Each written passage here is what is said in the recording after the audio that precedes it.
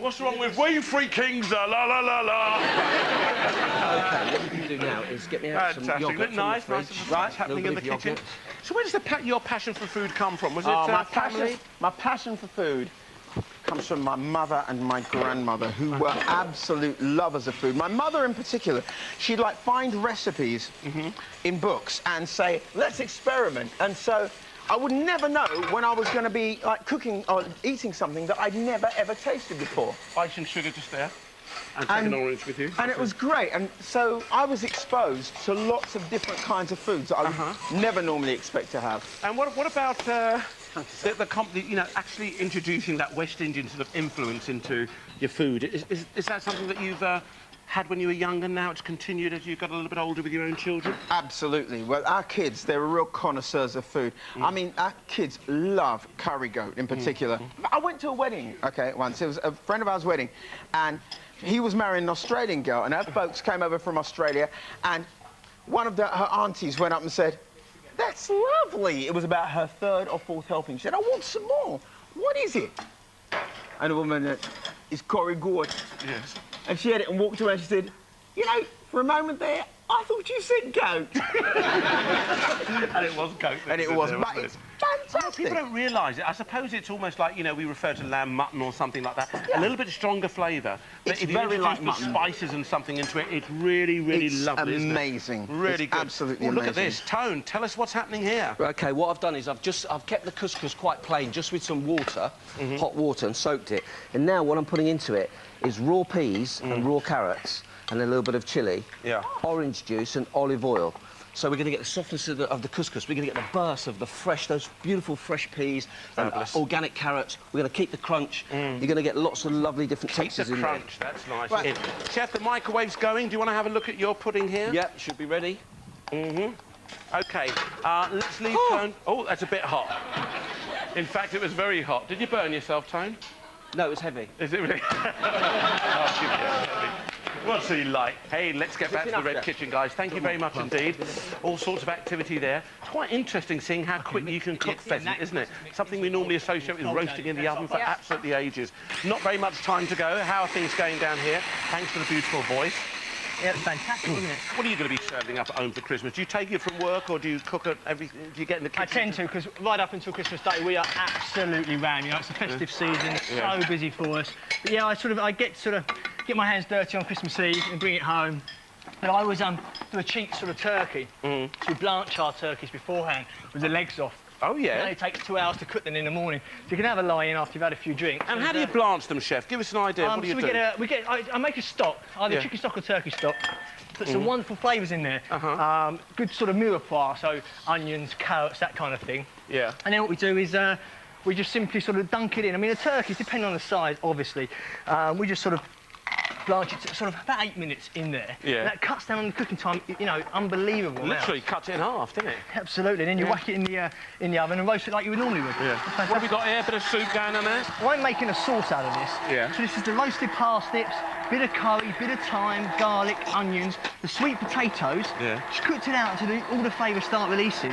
And then it would make a lovely soup this time of year. Yeah. However, I'm going to serve it with as a sauce for the venison. I love curry parsnip soup. I just think it's one of the best things going, isn't it? OK. OK, how you doing down there, missus? Yeah, all right, I think. Yeah? Coming together, is it, Carrie? I think she's done a fantastic job so far.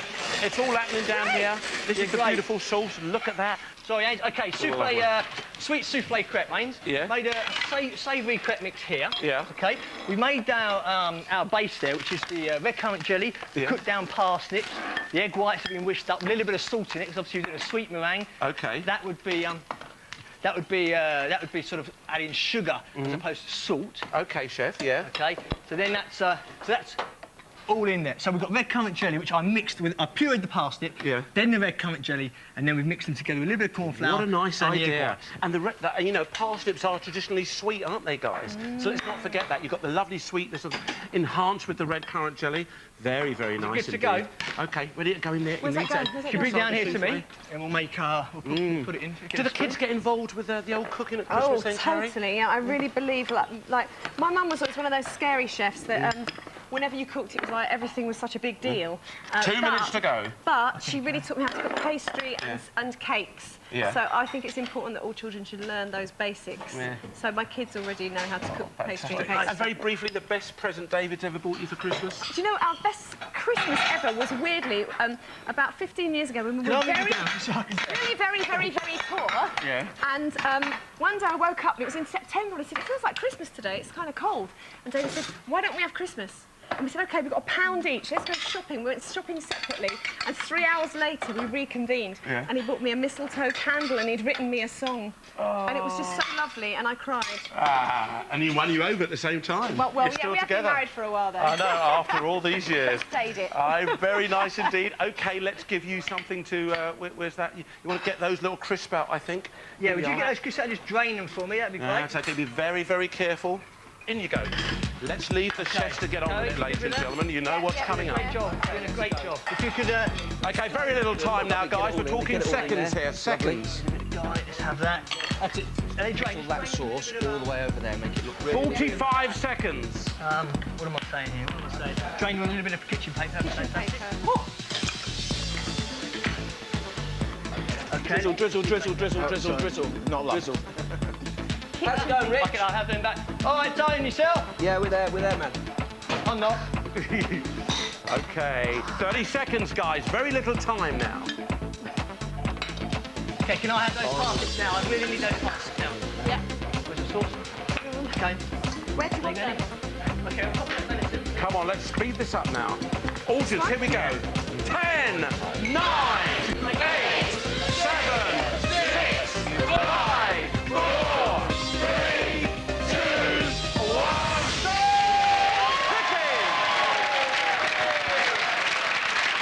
Fabulous. Well done, guys. Well done. Hey, let's have a look at today's Christmas menu.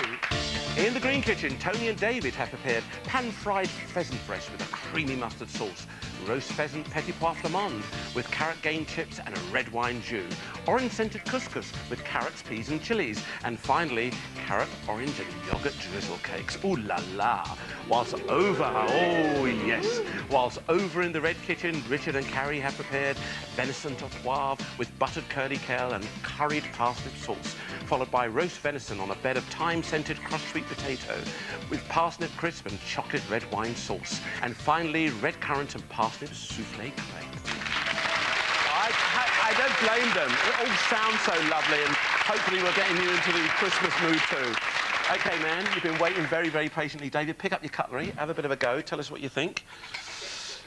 Tone, what about this one? OK, this one, we took the breasts off the pheasant, and one of the breasts I cut into little strips, pan-fried it in some butter very quickly. Yeah. Deglass the pan, which means to add a little bit of wine into the pan to lift any residue that's come off the pheasant, keeps all the flavour in there. Hit it with a little bit of cream, a little bit of mustard, salt and pepper. We set that on orange-scented couscous, just plain, soaked in hot water, orange juice, olive oil, and then I put the raw peas and carrots, which is unusual, but the freshness and the crunch, they're so beautiful. Is that lovely? A little bit of chilli in there. Is that really good? If this were a woman, I would marry it. Oh, really? Wait till you taste this one. The other breast, we roasted off, got the pan nice and hot, seared it, finished it in the oven. With the legs, took them off, started browning them off with some onion, bay leaf, a little bit of peppercorn in there, red wine, water, chicken stock, a little bit of tomato puree. Cooked it for about 10 minutes, strained it off, reduced it down. It's such a shiny sauce. We sat that on top of petit pois à la flamande, which is with batons of carrot, cooked in chicken stock, finished with peas, salt and pepper. Absolutely delicious.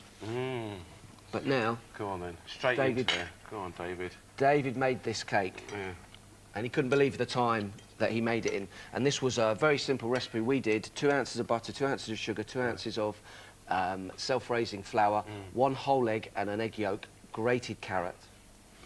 And the yoghurt drizzle. What do you think then, David?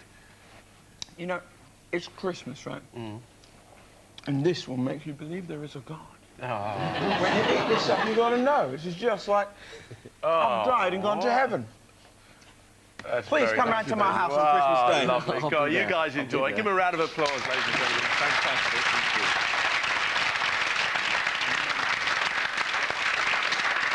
He's was laying it on, isn't he, Carrie? Yeah, he did look He nice. was laying it on. He He did really look was. nice. He was in full flow there, your husband. But it's your turn now. You've got some lovely food here. And where shall she start then? This is the venison au poivre, which I crusted with some black pepper, white peppercorns, rolled it in there, then roasted it. Got a really good colour. Cooked those peppercorns down, so just subtle the flavours a little bit, so they're not too harsh. I've buttered some curly kale down with a bit of roasted sweet potato. The sauce, which is fantastic, is roasted parsnips, a little bit of thyme in there, bay leaf, rosemary, some garlic. So much work went into that, didn't it? An awful lot, but it's packed full of flavour. Yeah. Then we added a bit of curry powder, cooked that out so it's not a floury texture, a little bit of stock on top, and then blended it. So that could be a wonderful soup or an amazing sauce as well. What do you think of it? Yeah, you just keep talking. You keep eating. Oh, it's amazing. I tell you what I love, and I already know what these are sort of going to taste like a bit, is the savoury and the sweet together. I love that. Oh, well, you continue with that one. So this is the sweet potatoes I've cooked in some chicken stock with some thyme, again a little bit of garlic in there. Cook them to the tender, then crush them down with some chives, some butter and some olive oil. Potato chips here. Sliced parsnips, deep fried, out, a little bit of paper, touch of salt, just takes away the oiliness. Roasted the venison just naturally, just a nice colour. 4.5 minutes in the oven, a good rest. Is it wonderfully tender then, Carrie? Really tender. Yeah. Red wine chocolate sauce to finish. That tastes lovely. It works so well. It's a great thing to work with. I would never have thought of putting chocolate on anything savoury. It's great. It's all about experimenting cooking. This is for our vegetarians amongst us. So we've got I roasted down some parsnips, blended them with some red currant jelly, and then we made a savoury crepe. Well, you made the savoury crepe. I did. Wished I'm up really rubbish at crepe, so that's there it really is. good. Wished up the egg whites, folded in a little bit of corn flour, the red currant jelly, and the puree of parsnip, and then put that in the oven. Once that goes into the oven, 200 degrees, it only needs 2.5 to 3 minutes maximum. Souffle up, done. Red currant jelly's lovely. Is it? Can really taste All that those on lovely food. flavours come through. Yeah. There you go. We're giving you that influence. Thank you very much indeed, by the way, both of you. That influence of working in an experienced kitchen, stuff that you could hopefully recreate at home. But once again, down to our studio audience, what are they going to go for? Is it going to be David and Tony in the green kitchen? Or is it going to be Carrie and Richard in the red kitchen? Will you please vote now? OK, the tension builds as the flickering lights start to fill the boards, and there they go. Lots of greens coming through at the moment. The reds seem to be coming back. More greens over here than reds, but is it going to balance itself out? OK, sort this out. Tell me who's won today's 20-minute challenge. And you can see by one, it's the red kitchen!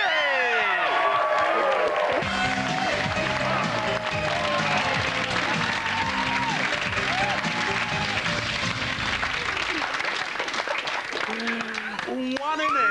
Absolutely one in it.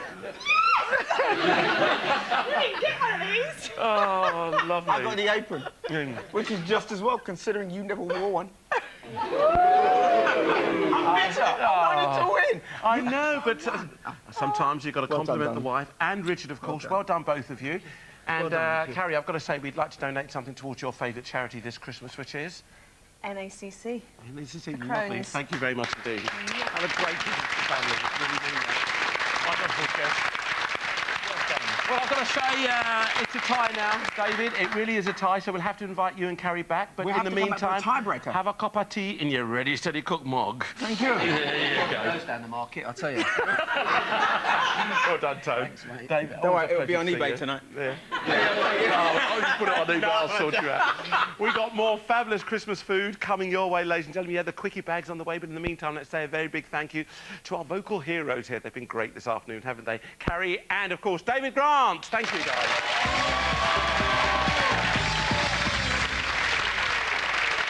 Today's Quickie Bag Challenge comes from Tony Jordan and his fellow pantomime stars here. Where are you guys based then, Tony? Well, hello there, Ainsley, my dear. Yeah. We're from the Holy Cross Players, Greenford in Middlesex. Oh, fantastic. And what character are you playing this year, then? Our new panto is going to be Puss in Boots in a few weeks' time, and I'm dressed as Dame Norma Snickers. And all the rest, yeah. There's Puss there. We've got some characters from Treasure Island, our last year's panto as well. Well, you're all looking absolutely fantastic, considering it's an amateur production. And how long have you guys actually been going? 25 years. We're just coming to the end of our silver anniversary year, and it's been great. And you give all your money and everything you get to charity, don't you? All the proceeds from our shows go to charities They're normally decided by the cast, and it's normally to a charity that has some relevance to some members of the cast. Fantastic. Well, thank you very much indeed. Don't you just want to kiss him? Look at them lips. Look. Ooh, get out of there. Give us your bag. Give us your bag. Come over and have a taste later, love. All right. Yes, dearie. Oh, missus. Oh, missus. Give him a round of applause. Oh, that's a bit hot. In fact, it was very hot. Did you burn yourself, Tone? No, it's heavy. Is it really? What's he like? Hey, let's get back to the Red Kitchen, guys. Thank you very much indeed. All sorts of activity there. It's quite interesting seeing how quickly you can cook pheasant, isn't it? Something we normally associate with roasting in the oven for absolutely ages. Not very much time to go. How are things going down here? Thanks for the beautiful voice. Yeah, it's fantastic, isn't it? What are you going to be serving up at home for Christmas? Do you take it from work or do you cook at everything? Do you get in the kitchen? I tend to, because right up until Christmas Day, we are absolutely rammed. You know, it's the festive season, so busy for us.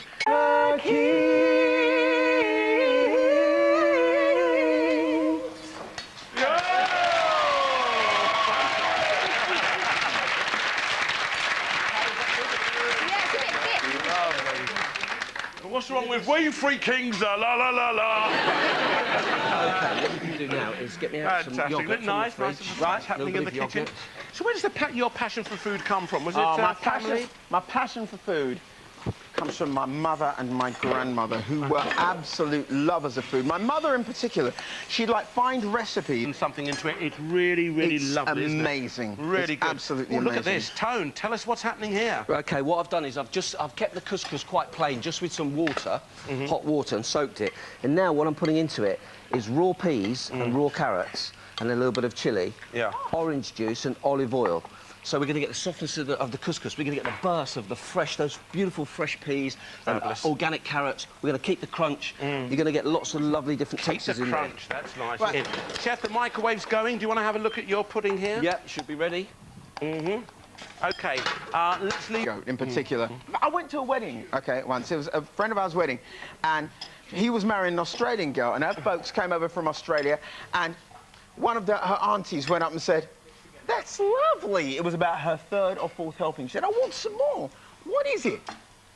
And the woman, "It's Corrie Gourd." Yes. And she had it and walked away and she said, "You know, for a moment there, I thought you said goat."